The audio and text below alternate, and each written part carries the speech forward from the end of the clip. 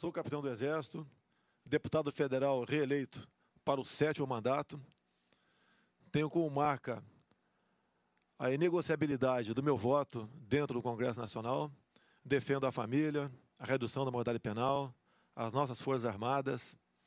Defendo as crianças nas escolas de um kit que está em desacordo com os pais. E tão grave quanto esse kit é a questão ideológica. Não podemos levar o nosso Brasil para a esquerda, para o comunismo. Essa é a minha vida dentro do Congresso e creio que a minha grande votação vem exatamente da minha coerência. Você já viu que a autoapresentação já é polêmica demais, já tem muito colocado. O nosso convidado de hoje aqui no Antenados Pergunta é o deputado federal e reeleito pelo 7º mandato mais votado no estado do Rio de Janeiro, Jair Bolsonaro. Deputado, bem-vindo ao Antenados na Geral. Obrigado pela oportunidade, né? Eu aqui, diferentemente de outras televisões que eu tenho participado de programa, parece que eu não serei fuzilado aqui. O seu nome completo é Jair Messias O meu nome seria apenas Messias Bolsonaro. Mas como eu nasci no dia 21 de março, e era o dia do aniversário do ponta-direita da seleção brasileira, Jair da Rosa Pinto, meu pai, como um parmeirense paulista, né, botou o nome Jair em mim. E Messias, por ser uma televisão cristã evangélica, comunica muito pra gente. Eu imagino que a sua família é religiosa. Você é uma pessoa, deputado, religiosa, praticante, porque os seus posicionamentos morais e éticos, eles vêm de encontro a uma ansiedade de evangélicos e cristãos, evangélicos e católicos, principalmente no Rio. E você representa muito deles. Você é um cristão, é um religioso praticante? Olha, o Messias veio tendo em vista uma E crucificaram ele, quero crucificar o senhor também. Bastante conturbada da minha mãe, né? Inclusive, momentos antes do parto, a cidade onde nós morávamos, Glicério, teve uma chuva de pedra enorme, minha mãe quase parindo já, né? Se escondeu e se salvou, e eu também embaixo de uma mesa, né? Então, com uma família muito católica e fervorosa, realmente meu nome se deva a isso. Agora, eu sou católico, né? A minha esposa é evangélica, é da igreja aí do pastor Silas Malafaia. Inclusive, ele me casou ano passado, lá na parte religiosa, que eu era casado há 5 anos no civil. Eu sou temente a Deus. Tá, okay? Quando eu falo, por exemplo, da origem do homem, alguns falam, veio do macaco. Peraí, o macaco veio da onde? Né? Veio dos astronautas. Os astronautas vieram da onde? É geração espontânea. Quem botou aquela lata de lixo ali? Sobra Deus. Se alguém tiver uma tese diferente, pode tentar me convencer, eu acho difícil. Mas, por enquanto, né, com 59 anos de idade, eu não vou mudar de ideia. Sou temente a Deus e fico feliz por isso, porque eu temo, né, o que eu serei depois que essa carne aqui virar pó. No debate, a gente vai falar de 3 coisas que dizem que não se discute no Brasil, né? Que é de religião, política e futebol. Futebol não vou porque parece que é tricolor, não é isso? Não, Botafogo. Eu adotei o Botafogo. Mas, assim, política e religião vai ser muito debatido hoje. Deixa eu só corroborar e continuar um pouco da minha pergunta. Você é um representante de muitos evangélicos, principalmente no Rio de Janeiro. Você, na última eleição, pegou 120 mil votos, pouco mais, agora mais de 460 mil. Meio que quadriplicou a sua eleição. Você entende que isso tem muito a ver com os seus posicionamentos e você, de fato, tem o apoio de evangélicos e cristãos e católicos no Rio de Janeiro? Você é o representante deles? Eu sempre fui o que eu sou, né? Eu sou a mesma pessoa antes, durante e após as eleições. Eu não procuro ser bonzinho para você durante a campanha. Okay? E qual foi o grande marco que me levou para ser conhecido no Brasil todo? Foi no final de novembro de 2010, quando, no corredor das comissões em Brasília, eu vi uma sala meio esquisita, daí perguntei para um segurança, vai haver alguma parada gay aqui na Câmara? Dado a maneira que aquele pessoal estava se vestindo e se arrumando. Ele falou, não, estão discutindo aqui algo com o currículo escolar. Daí eu tomei conhecimento, era o que ficou conhecido como kit gay, um conjunto de material com filmes, cartazes, né, cartilhas, para distribuir para a garotada do ensino fundamental, ou seja, a partir de 6 anos de idade. É uma coisa bastante esquisita, né? E eu bati de frente com aquilo. E era o final de 2010, né? Já tinha ocorrido as eleições, onde metade da Câmara foi reeleita e está cansada, e outra metade não foi reeleita, já não quer mais saber de nada combatente. E eu peguei nisso, né? E coisas absurdas naquele negócio, inclusive... Então era um momento estratégico para passar qualquer lei. Sim, sim. geralmente é essa época, agora que estamos vivendo, né? Final de ano, pós-eleições. Passa tudo. E passa tudo. Você tem que ficar vigilante na Comissão de Constituição e Justiça, porque os projetos que tramitam em caráter terminativo nas comissões, não vão para plenário, o pessoal joga na CCJ e da CCJ você tem um prazo de 5 sessões para entrar com recurso para plenário. Se você não entrar, vai direto para o Senado. O PLC 122 foi numa situação semelhante a essa daí. Passou sem ninguém saber, se bem que foi para o plenário da casa. Mas o plenário também vazio foi em frente. Você pode ver, inclusive no programa do Ratinho eu consegui apresentar ali a imagem e a fala do secretário de alfabetização do MEC, André Lázaro. Por si só, demonstra o que era aquele ambiente. Ele estava se gabando que para confeccionar um filmete chamado Beijo Lésbico, ele levou 3 meses rindo para decidir até onde a língua de uma menina entrava na boca de outra menina. Alguém acha que um pai quer que seu filho ou filha de 6, 7, 8 anos assista uma cena dessa nas escolas? Não. Isso para ser passado nas escolas. Passado nas escolas. E ali, por exemplo, eles fizeram uma pesquisa também em 11 capitais. Okay? Você vê o pessoal, aquele público decidindo, são os ativistas. Né? Não representa a maioria dos gays, porque eu tenho muito voz de gay também. Eu explicarei depois para você, se interessar isso daí. Okay? É uma explicação então, que eu quero ouvir mesmo. Eu te falo isso aí, é bom eu te dou a fonte de consulta, inclusive, aqui. Então, ali, nessas pesquisas, né, que eles fizeram em 11 capitais, e o nome dos pesquisadores publicado no Diário Oficial da União, de meses anteriores, público indicado pela ABGLT, Associação de Bissexuais, Gays, Lésbicas, etc. Então, diz o seguinte, nós chegamos à conclusão que nas escolas existe mais meninos gays que meninas lésbicas. Eu pergunto daí, né? Qual foi a metodologia? Eles falaram também que existia muitos símbolos religiosos, crucifixos, que isso era um obstáculo para ele buscar, né, no currículo escolar o fim da homofobia. E teríamos, então, diziam eles, que retirar os símbolos religiosos das escolas. Então, essas coisas absurdas que eu levei para a tribuna da Câmara e as televisões começaram a me dar espaço. Mas dar espaço para dar pancada. Mas durante a pancada eu conseguia mostrar alguma coisa onde eu tive... Você esperava essa votação expressiva aqui? Eu esperava dobrar, tendo em vista a maneira como o pessoal me tratava nas ruas. Eu fiz uma campanha para deputado federal e estadual no Rio e uma em federal em São Paulo, com uma van e 20 pessoas. Okay? Agora, quando eu chego no eleitor, o cara já é contra ou a favor. Entendi. Ou ele cospe o marimbondo, ou ele fala que está comigo. Nessa caminhada, no Rio de Janeiro, como a gente está falando muito também com uma audiência cristã evangélica, você sentiu isso? Eu tenho o apoio dos cristãos evangélicos, Sim. não por discurso religioso, mas por posicionamento moral.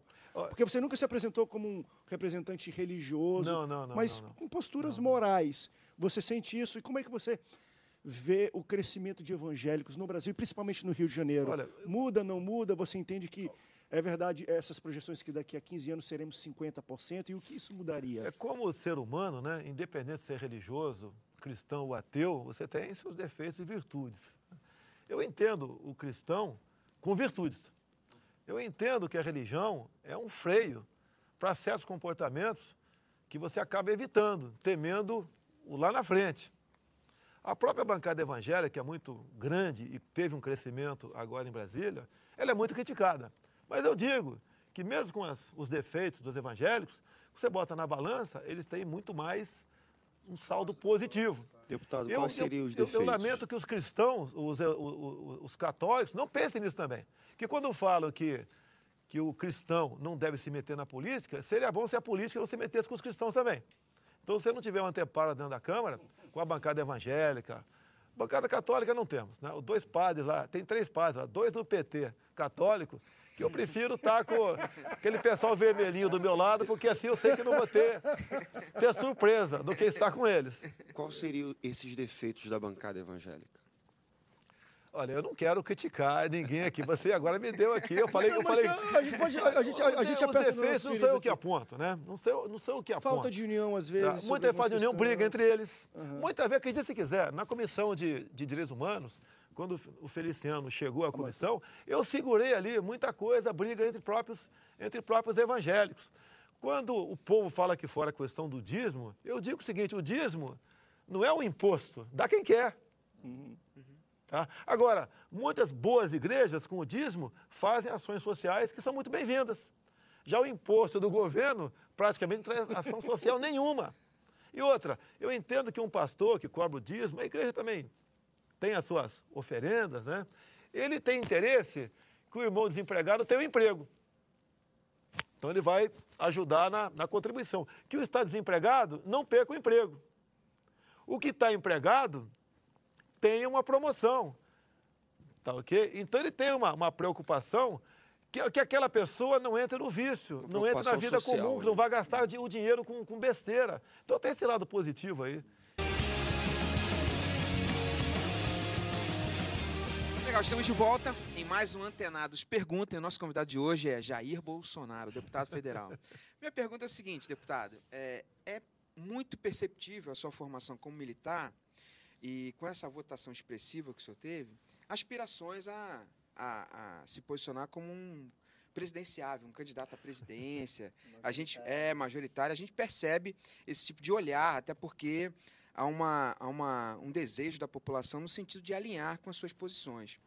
Eu pergunto ao senhor, depois de toda a história do Brasil, a gente vai voltar para uma nova ditadura militar? Quer dizer, se a gente combate hoje uma ditadura vermelha, aí a gente vai para uma outra ditadura de direita? Quer dizer, um militar, ele tem a formação para que seja presidente da República e governe esse país com os exemplos que a gente teve? Primeiro, né, vamos falar golpe militar. Que golpe é esse a partir do momento que o presidente João Goulart foi deposto por uma votação do Congresso no dia 2 de abril de 64? Que golpe é esse onde o general Castelo Branco, o marechal, só sentou-se na cadeira presidencial no dia 15 de abril de 64, depois de ser votado no dia 9 de abril pelo Congresso em votação aberta, onde inclusive o Ulisses Guimarães votou nele. Se você pegar um pouquinho antes de março de 64, naquele tempo não existia tanto o evangélico, né? A grande massa de cristãos eram católicos. Praticamente todas as igrejas católicas do Brasil, nos sermões, os padres pediam que o militar intervisse. Que toda a OAB fazia a mesma coisa. Toda a imprensa, à exceção do jornal Última Hora, pedia seus editoriais que o militar assumisse. Também os empresários, também os agricultores, todos queriam a saída do João Goulart, porque nós estávamos marchando para um comunismo. Tá? A União Soviética estava aqui dentro. O próprio jornalista Anselmo Góes, né, deu uma declaração em 99 para o jornal da ABI, onde ele disse que só conseguia transitar no Brasil, porque era perseguido pela ditadura, inclusive foi para fora do Brasil, para a França e para cá voltou, porque tinha uma carteirinha falsa fornecida pela KGB. E ele só conseguia sobreviver economicamente que o partido lhe dava um salário. Tá? O próprio Gabeira diz, né, e também o Eduardo Jorge, candidato agora, acabou de falar, que a esquerda sempre lutou pela ditadura do proletariado e não por uma democracia. Que ditadura é essa? Toda ditadura tem um único partido. Nós tínhamos o bipartidarismo.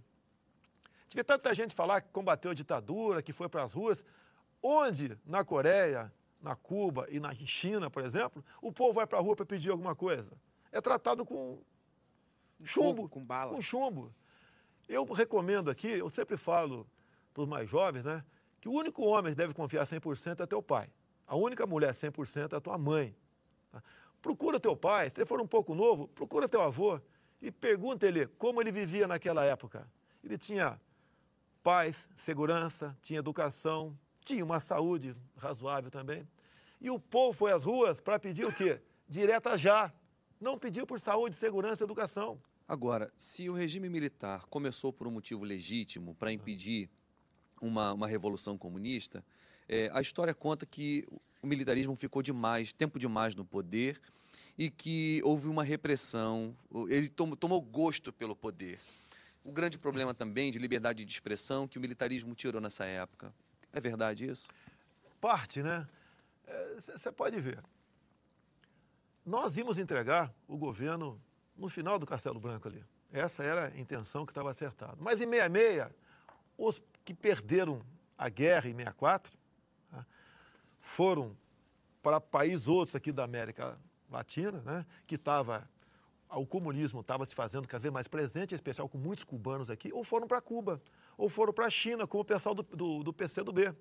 E depois voltaram em 66 para cá e começaram com o primeiro ato terrorista. Uma bomba que matou um jornalista e um repórter no aeroporto de Guararapes, em Recife. Né? E outros atos terroristas vieram em cima disso, porque eles queriam tomar o poder pela força, pelas armas. E daí tivemos que recrudescer. Inclusive o AI-5 não foi recrudescimento depois do AI-5. Esses atos foram antes do AI-5. Agora, como o senhor explica que hoje é unanimidade a opinião de que os militares foram os vilões e a oposição foram os mocinhos? A esquerda ganhou a guerra da imprensa, a guerra da comunicação. Nós não demos muita bola na educação no tocante a isso. Nós ficamos isentos no tocante a 31 de março. Então, a massificação. É bacana ser de esquerda. Eu digo para a garotada de esquerda, quando faço alguma palestra, também é o seguinte: olha, não tem filé mignon para todo mundo. É um engodo essa história de um país mais livre, mais igual. Não existe isso daí.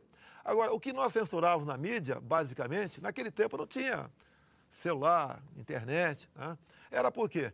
Muitos sequestros estavam em andamento aqui, muitos atos terroristas em andamento, e a troca de informação entre eles era em cima de um editorialista, por exemplo, que, de acordo com o editorial, de acordo com determinadas palavras, aquele plano era para ser desencadeado. Nós tínhamos que censurar aquela matéria por alguns dias. 3, 4 dias, uma semana depois, podia publicá-la. Não tinha nada mais afetava esse nosso plano. Você pode ver, esse pessoal que foi para a luta armada e foi preso depois, passaram a se intitular preso político. Muitos que desapareceram, não é que desapareceram porque desapareceram. Nós criamos a lei da vadiagem. Ou seja, qualquer um era obrigado a ter uma identidade para andar nas ruas. Então, esses guerrilheiros que assaltavam, sequestravam, roubavam, né? Muitos no governo aí, muitas vezes eram mortos em combate, roubando o banco, assaltando o caminhão de carga na Baixada Então, eles Fluminense. não eram presos simplesmente porque eram de ideologia de esquerda, mas porque eram bandidos. Bandidos, quem sequestra banco, eles assaltavam bancos atrás de recursos. Dilma, Tá? deputado. Posso ficar à vontade? Pode. Olha, o primeiro marido dela, Cláudio Galeno, era ex-presidiário da Ilha das Cobras. Ok? Este casal cedeu o teu apartamento para que fosse planejado a execução, a morte de um capitão boliviano que havia participado da execução, né, da morte de Che Guevara. Então, quando eles foram para cumprir essa missão, a Dilma não foi, nem o Cláudio Galeno foi, mas o grupo chamado Colina foi. Eles se equivocaram com a farda e acabaram matando o major alemão. Bem, ficou ruim a situação do casal de pombinhos, né? O que Cláudio Galeno fez? Abandonou a esposinha, sequestrou um avião Caravelle com 96 a bordo e foi para qual país democrático, já que ele lutava contra a ditadura? Foi para Cuba. A Dilma ficou aqui, se juntou e casou-se com Carlos Araújo, atual pai da filha dela. No final da novela Amor e Revolução, né, era aberto 5 minutos para o pessoal de esquerda falar. E o Cláudio Galeno falou basicamente isso, é só buscar no YouTube, né, Cláudio Galeno, ex-marido Dilma, que ele passou a lua de mel com Dilma Rousseff, assaltando bancos, pegando armas em quartéis e assaltando caminhões de carga na Baixada Fluminense. E ele complementa, isso era muito romântico, era um Viagra dele naquele momento. Agora, deputado, isso, por mais que isso seja incoerente até do que a gente vive hoje, justifica a tortura? Justifica exageros? Porque a ditadura, tanto de um lado como para o outro, quem está no poder comete esses exageros. Vamos lá? Se nós saímos daqui agora, né, devidamente autorizados pelo secretário Beltrame, e fomos para um presídio de Bangu, todos os presos vão dizer que estão sendo maltratados e torturados lá dentro. É uma maneira de você se vitimizar. Esse pessoal de esquerda... Mas o senhor quer dizer que não houve tortura? Olha, a tortura depende do ponto de vista... Mas o senhor acha que não houve? O que é tortura? Olha, é uma arma de guerra. Tem os relatos. É uma arma de guerra. Mas relato e depoimento pessoal? Não, Dilma foi torturada? Não, com aquela carinha de anjo? Não, de testemunhas, deputado. Hoje em dia existe tortura. De testemunhas. Hoje em dia existe tortura. Existe até confissão dos torturadores. Arma de guerra é a maneira mais eficaz de você conseguir uma informação confiável em tempo hábil. Mas você acha que isso justifica num Estado democrático? Vamos lá, vamos supor que você tem um filho de 6 anos de idade. De repente, aqui, no intervalo do programa, você recebe um telefonema que ele foi sequestrado. O mundo vai cair para você. E os dias vão passando. Você está sendo torturado. Sim. De repente, nós pegamos aqui, no orelhão, negociando o resgate, um dos sequestradores. E ele fala, estou no Estado democrático, tenho amplo direito de defesa, quero meu advogado, que se exploda o teu filho. O que você acha que no Estado democrático devemos fazer com esse cidadão? Nós devemos buscar uma maneira enérgica para que ele confesse. Agora, essa maneira enérgica, no futuro, vai ser dito que aquele sequestrador, coitadinho, foi torturado. O senhor acha que é coerente? Porque eu, como pai, eu acho que tinha que passar o rodo mesmo. Como pai. Obrigado, como pai. Como pai. Mas como presidente da República, Olha como só. presidente do Congresso, entendendo um Estado democrático, eu não tenho que agir como pai. A tortura nunca foi uma política de governo. Você largando a tropa na rua, essa tropa nossa que foi para o Paraguai, combateu os marginais aqui, perderam homens em combate. Dos dois lados, né? Quando você perde homens em combate, como por exemplo, eu era do Vale do Ribeira, com 15 anos de idade, quando o Lamarca passou por lá, né? De repente, lá conseguiu ter sob sua guarda um tenente Alberto Mendes Júnior, da então Força Pública de São Paulo, de 23 anos de idade. Esse cara foi barbaramente torturado e executado a coronhadas pelo grupo do Lamarca, VAR Palmares, que era o mesmo grupo da Dilma Rousseff. Tu acha, quando a gente pegasse o Lamarca na Bahia, qual o tratamento que esses agentes dispensariam a este marginal? É a mesma coisa você, na guerra do Vietnã, ou na guerra do Iraque, se você é tenente, ou você tenente, que foi tenente R2 do Exército, né? Com mais um sargento e meia dúzia de soldados, e pegasse um daqueles que decapitaram um colega teu há poucos meses atrás. Qual tratamento você daria para esse cara? Se você falasse, não vamos dar um cacete nele, você ia morrer. Mas então, o ser humano, é isso que você está aí. Eu que estou aqui com sentimentos.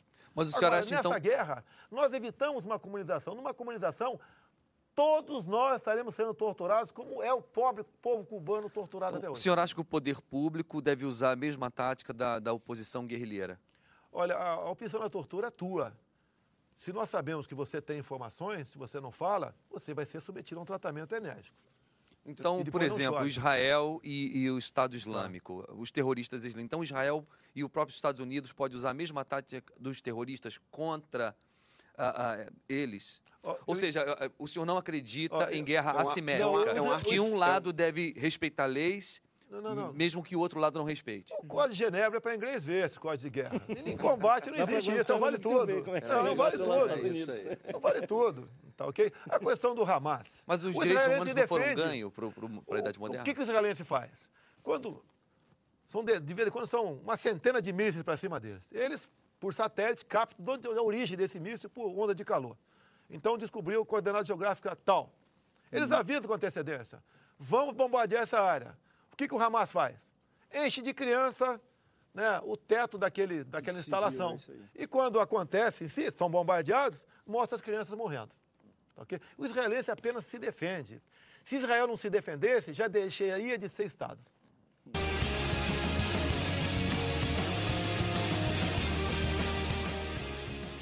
A gente está voltando aqui no Antenado Pergunta com o deputado Jair Bolsonaro. Deputado, a gente estava falando sobre tortura. Alguns entendem que a tortura seria um instrumento de guerra, né, na tentativa de condução de respostas para a solução do problema. Então, assim, o seu pensamento, eu poderia compreender que o período que a gente vive no Brasil hoje, por conta do aumento da violência, por tudo que a gente vive, a tortura se aplicaria? Olha só, certa vez eu falei, né? Foi apreendido um irmão do deputado federal em Brasília, né? Rabelo, sobrenome dele, com 500 quilos de cocaína num carro em São Paulo. O que aconteceu com ele? Simplesmente foi para a cadeia. Nada mais além disso. Ele, que era um grande mula, foi substituído por outro. Eu entendo que deveria chegar para ele e falar o seguinte: onde você pegou essa droga? Onde e para quem você iria entregá-la? Aí você combate o tráfico.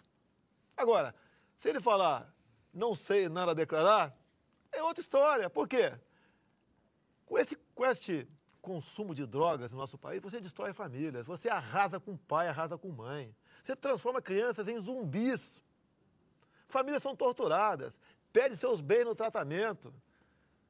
Elas que são escravizadas, elas que são torturadas, não aquele canalha que estava com 500 quilos de cocaína em cima do carro. Outro dia eu vi uma declaração sua falando que a melhor coisa que tem lá no Maranhão é pedrinhas. Não é um exagero o senhor falar isso, assim? Não, pelo seguinte, né? É só você não torturar, não matar, não sequestrar, que tu não vai para lá. É muito simples. A cadeia é o lugar mais democrático do mundo.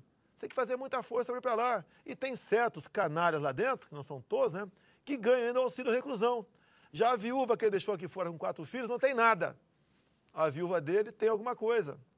Então, vamos falar desse caso, por exemplo, em que o Henrique Pisolato não foi deportado para o Brasil, não foi trazido de volta para o país, porque a comunidade internacional, a Itália, não concorda com os maus tratos que os presídios exercem sobre os seus presos. Ou seja, o sistema carcerário brasileiro impõe tortura e maus tratos para além dos direitos humanos. O que o senhor acha disso? Olha só. Primeiro, no meu entender, foi um julgamento mais do que político para a Itália. Porque nós não extraditamos Cesare Battisti, que cometeu 4 homicídios pelo PAC, Proletários Armados pelo Comunismo, que era um braço dos Brigadas Vermelhas, que haviam executado o pacifista senador Aldo Moro. E o PAC era um dos grupos, Brigadas Vermelhas e o PAC, que rezavam na cartilha de Carlos Marighella, que era a cartilha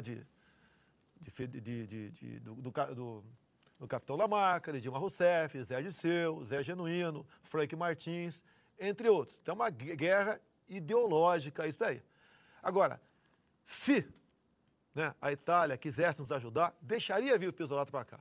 Porque ele estaria no time de quem? Paulo Roberto Costa e Alberto Youssef, que estão na delação premiada. Estaria, sim, a Itália dando uma grande contribuição, para nós desmascararmos de vez este governo do PT que está aí. O PT está vibrando com a não extradição. Mas é que o nosso sistema penitenciário impõe maus tratos sobre os presos. Não, é o habitat deles. Lá em Pedrinhas, quando eles querem jogar um futebol salão, eles cortam a cabeça de alguém. É o habitat deles. Eu duvido quem está nos assistindo aqui, hoje, saindo um ex-presidiário de Pedrinhas ou de Bangu, queira levar para tua casa para trabalhar aqui, para ser seu motorista, para ser seu secretário da empresa. Não quer, é o habitat deles. Está no DNA desses caras. Esses caras não tem conserto. Aquele padrão de gente que está lá. Ele iria para a Papuda, né? Muito bem lá. Uma das maiores referências de Cristo na religiosidade, eu acho que de maneira geral, é acreditar que o ser humano ele pode ser reabilitado, ressocializado. O senhor acha, até porque no início no primeiro bloco, o senhor falou que é um homem temente a Deus. O senhor acredita que um ser humano, ele pode ser ressocializado, ele pode se reabilitar, ou existem condições, para o senhor existe um limite? Até aqui eu acho que um ser humano consegue, passou de um ponto, não. Como é que é isso para o senhor? Eu estou respondendo a minha pergunta. Tem um limite. Você quer ver? Eu fui convidado uma vez para uma sessão da OAB do Espírito Santo para defender grupo de extermínio. Deputado, quer defender grupo de extermínio? Um debate aqui? Aceita? Eu pensei, aceito. Vou defender grupo de extermínio. E quando eu entrei na sala da OAB, tinha lá uns 300 moleques lá fazendo direito, teve uma vaia enorme, né? Nossa, fiquei na minha, falei, vim aqui, paguei minha passagem, vou pagar meu hotel, não aceitei nada de vocês e tenho 20 minutos para falar. Só vou sair daqui a 20 minutos. Se quiserem me ouvir, tudo bem. Não quiserem, saia daqui. Foi aquela briga, 10 minutos depois comecei a falar. Eu citei um caso, do médico russo naturalizado brasileiro, Shipanovic. Era um pediatra em São Paulo que atendia a garotada, filha de ricas. Era uma nota a consulta. O que aconteceu? Ele acabou, certo dia, esse médico, jogando no lixo umas fitas cassete. E essas fitas poderiam ser reaproveitadas. Então, o cara achou aquela fita, levou umas 20 fitas para casa, mas antes de reutilizá-la, ele passou a assistir a fita. Ou seja, esse médico dopava os meninos de 10, 11, 12 anos e abusava sexualmente deles. Abusava da forma mais canalha que você possa imaginar. Imagine um filho teu nessa situação. Eu, como não tenho coragem de matar ninguém, contrataria alguém do grupo de extermínio para matá-lo. Porque só assim eu teria um pouco de paz.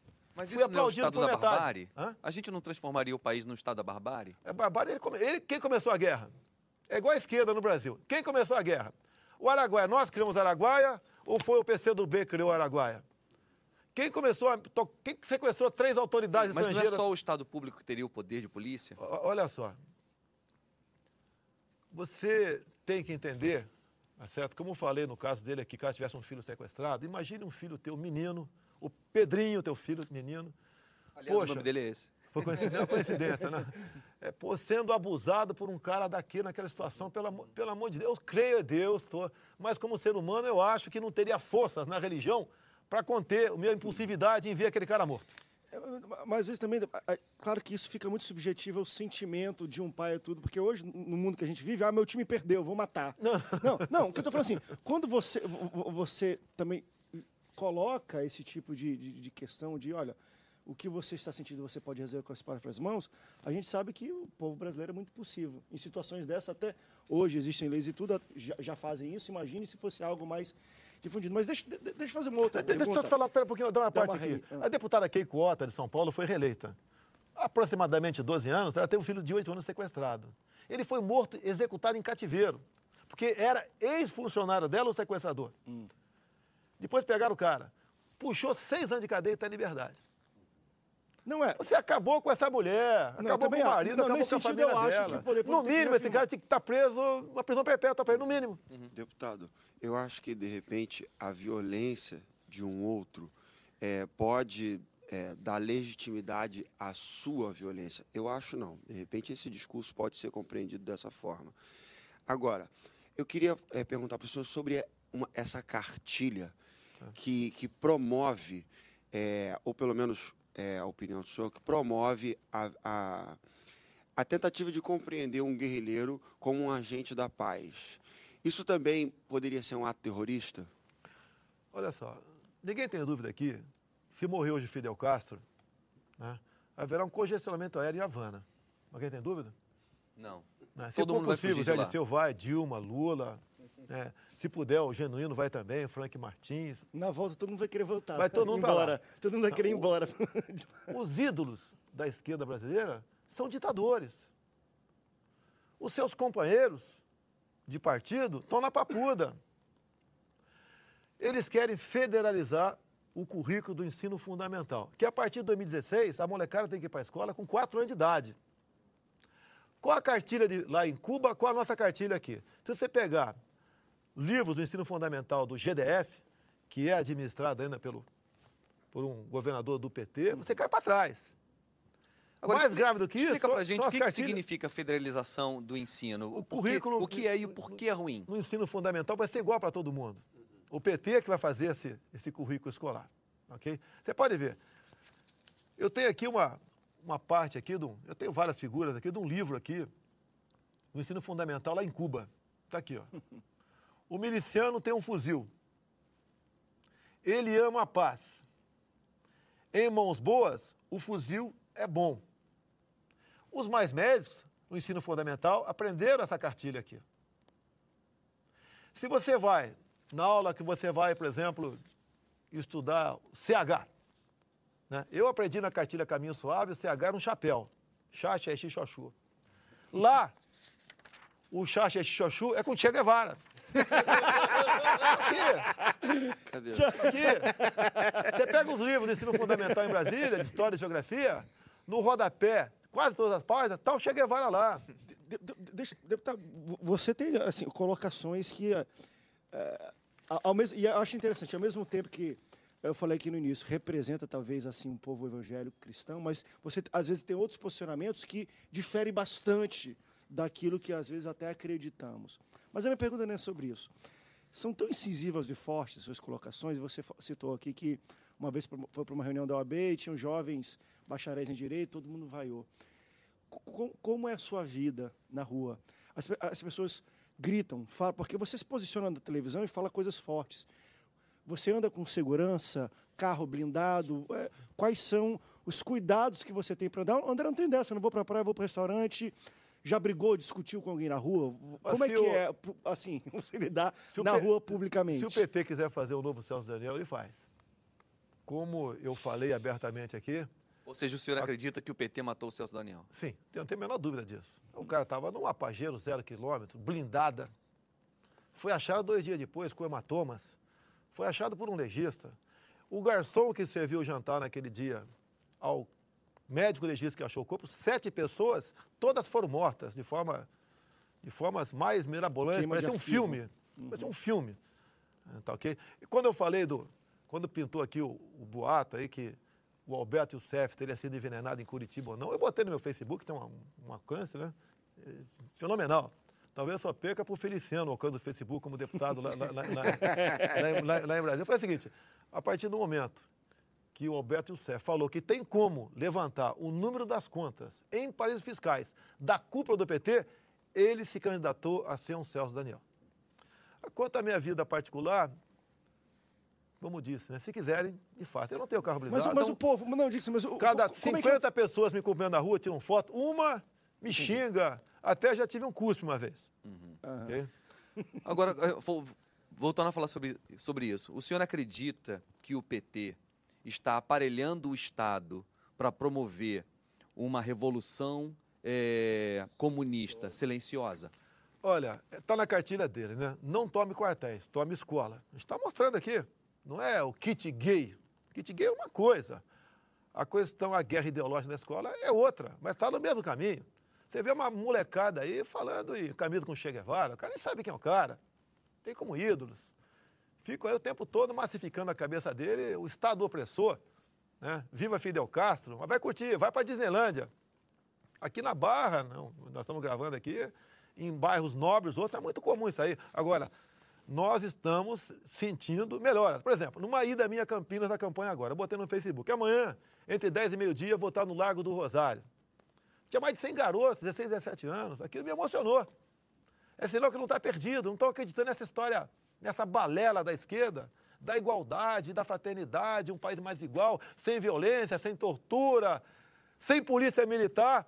E agora, por medida provisória, o PT fala em desmilitarizar as polícias militares. Acabou de chegar uma medida provisória na Câmara que você militariza a Polícia Federal, transforma a Polícia Federal, basicamente, numa SS nazista.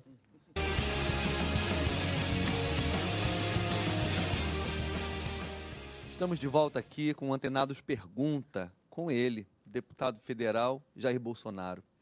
Deputado, o senhor talvez seja hoje um dos políticos mais polêmicos do Brasil.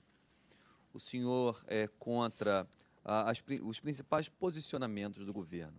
O senhor é contra o lobby gay, o senhor é contra o cota, né, para negros na universidade, o senhor defende o regime militar, enfim, o senhor também tem um jeito enérgico de falar. Vi uma reportagem recentemente onde o senhor chamava a repórter de idiota porque ela era contra o militarismo. O senhor não tem receio de, por essa postura, se tornar uma caricatura, né, por ser tão enérgico, e aí surgem as piadas e cair no descrédito? Eu não tenho como fugir disso. Eles tentam me desqualificar exatamente por aí, não tem como contra-argumentar. A repórter idiota, que é idiota mesmo, tá? A terceira vez que eu falei para ela que quem caçou João Goulart foi o Congresso, e estão aqui na biblioteca da Câmara, né? No diário do Congresso, e ela falou que eu estou mentindo, que podia falar para ela? Uma mulher que está dentro da Câmara, com uma biblioteca enorme lá. Eu sei que lá, a biblioteca da Câmara é local de tortura para o pessoal da Uni e repórteres. Porque eles acreditam que a história é sempre escrita pelo opressor. E eles preferem a história ser contada pelo oprimido. Você vê, a Luísa Erundina, naquele mesmo momento, que era dia 1º de abril, né, que foi uma terça-feira, falou um montão de besteira e em nenhum momento aquela repórter questionou a Erundina, ficou só balançando a cabeça. Foi para cima de mim, quis crescer, teve o catrapo. A questão da homofobia, o cara é homofóbico. Eu sou contra o material escolar para o ensino fundamental e pronto. Nenhum pai é favorável a isso. Tá? A questão de ditadura, que ditadura é essa, meu Deus do céu? Converse com o pessoal que tem mais de 60 anos de idade. E, em especial, o que nós evitamos, onde o Brasil iria cair. Daí falam do Chile, por exemplo. O Pinochet matou milhares. Ué, queria que ele fizesse o quê? Tinha mais de 30 mil cubanos lá dentro. Nós temos 11 mil agora aqui. Tá?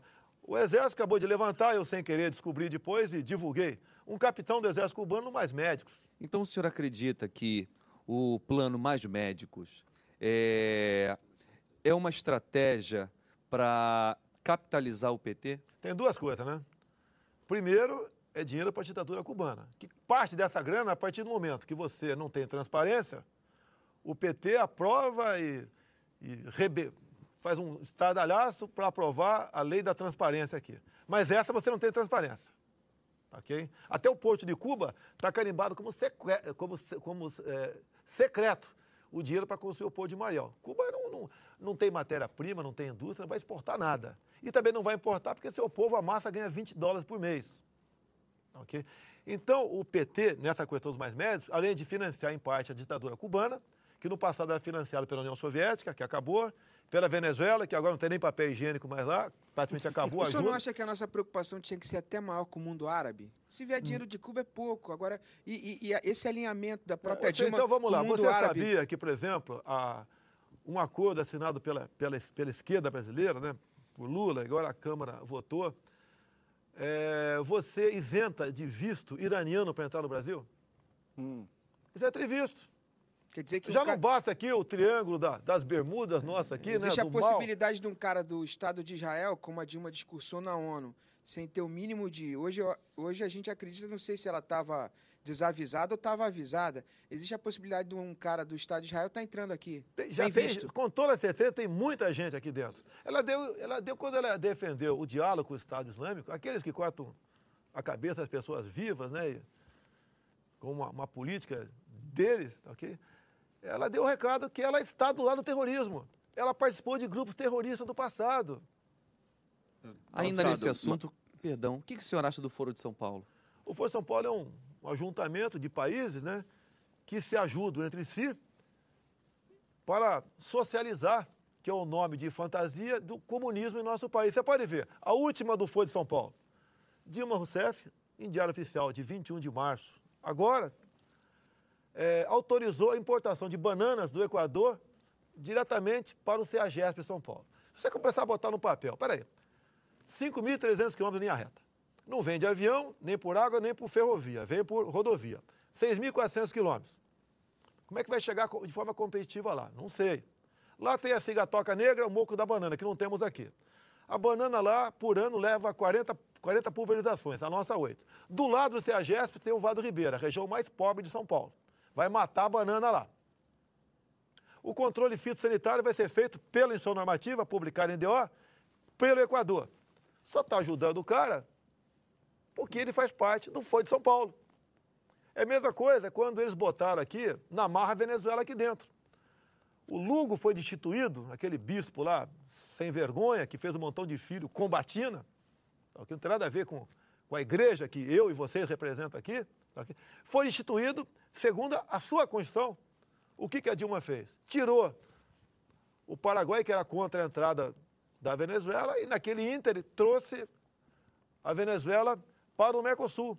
Hoje em dia nós não temos acordo econômico com país nenhum no mundo, só com esses miseráveis e ditadores aqui da América Latina. Há pouco tempo nós exportávamos automóveis para 20 países, agora só exportamos para Cristina Kirchner, da Argentina, e assim mesmo com altíssimo risco de levar calote.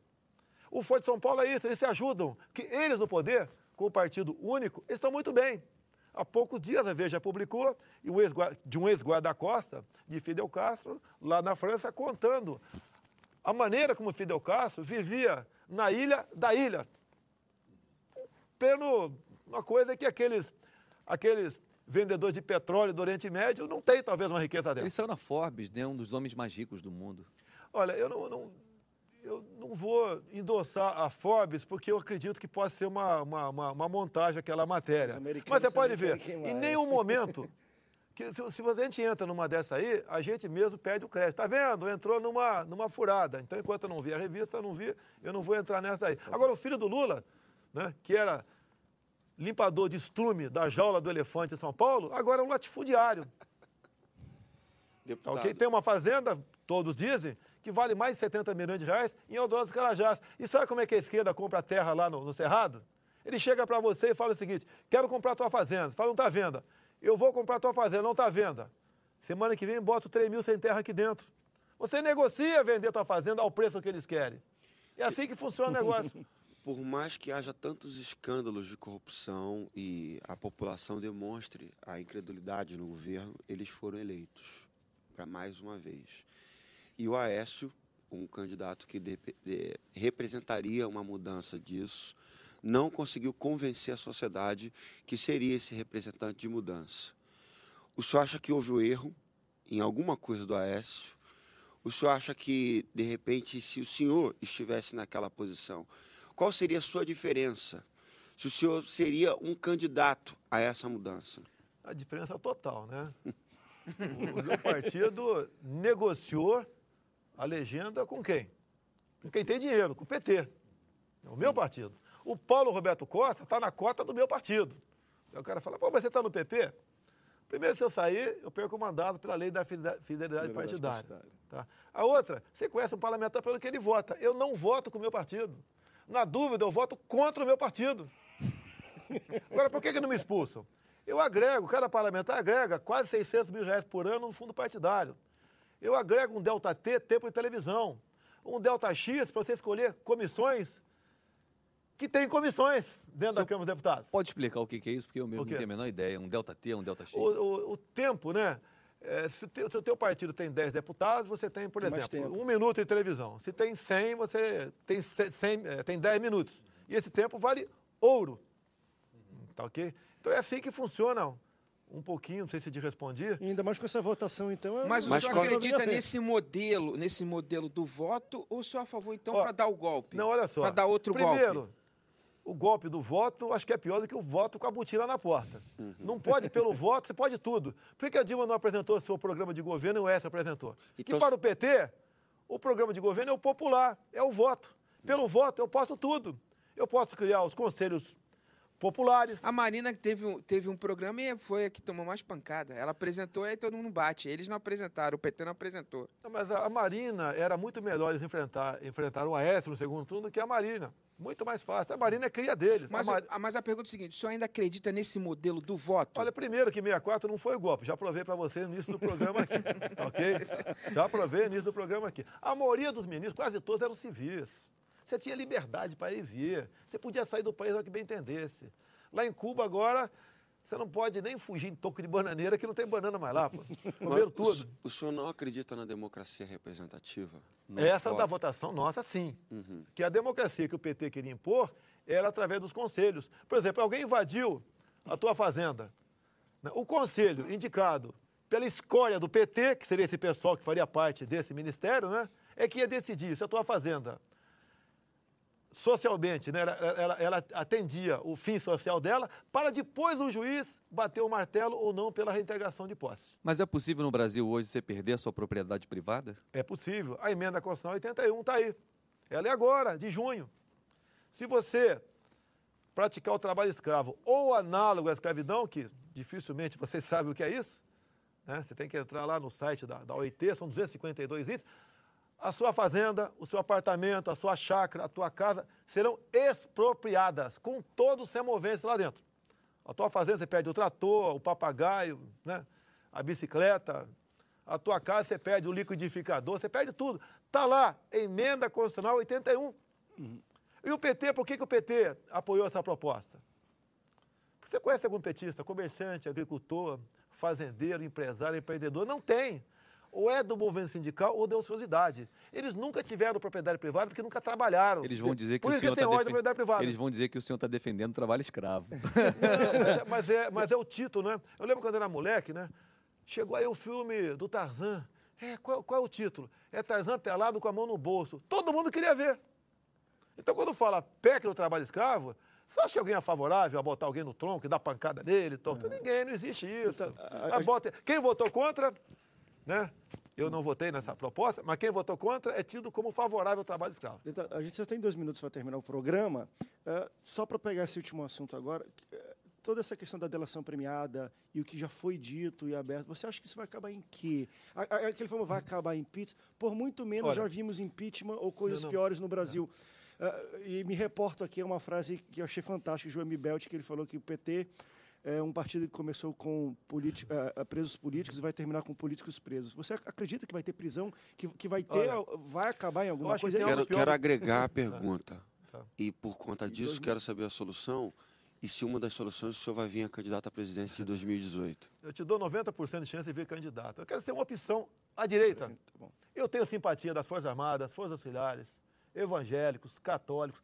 ateus também que não concordam com essa baixaria na tua família. Até eu pergunto, né? Qual o patrimônio do pobre? É a família dele. Não tem mais nada, é ele. E tem tudo. A partir do momento que ele chega em casa e vê um filho de 6 anos brincando com boneca, tu acabou com esse cara. Você acabou com esse cara. O governo tem que entender, uma família estruturada é lucrativa para o Estado, mas eles preferem destruir a família que passa a cooptar indivíduos para si. A questão da... Vai acabar em alguma coisa? Da corrupção. Olha só, está na mão da Polícia Federal, da Justiça Federal com o juiz Moro, está na mão de muita gente isso aí. Não é apenas o Paulo Roberto Costa e o CEF, já tem empresários que entraram nisso aí, já foram apreendidas as planilhas, e o ICEF falou que tem como levantar as contas secretas, né, da cúpula do PT lá fora. Então vai chegar alguma coisa. Caso contrário, eu vou me arrepender de ter votado para caçar o Collor de Mello em 1992 por apenas 5 bilhões de dólares na Operação Uruguai. Isso é uma merreca. Gente, muito obrigado pela presença aqui mais uma vez. Deputado, muito obrigado pela sua presença no Antenados Pergunta, por estar disposto a sentar aqui e ser metralhado no banco da gente. Não sei. Obrigado pela sua presença e últimas palavras que o senhor possa dizer aqui para o nosso público. O meu pai dizia, né, que os locais mais calmos têm as cobras mais grossas. Nessa vez meu pai se equivocou.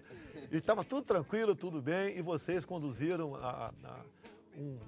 a entrevista aqui como eu gostaria de dar uma entrevista um dia, até para ajudar a divulgar do que realmente eu sou. Essa oportunidade eu fico muito grato a vocês, né?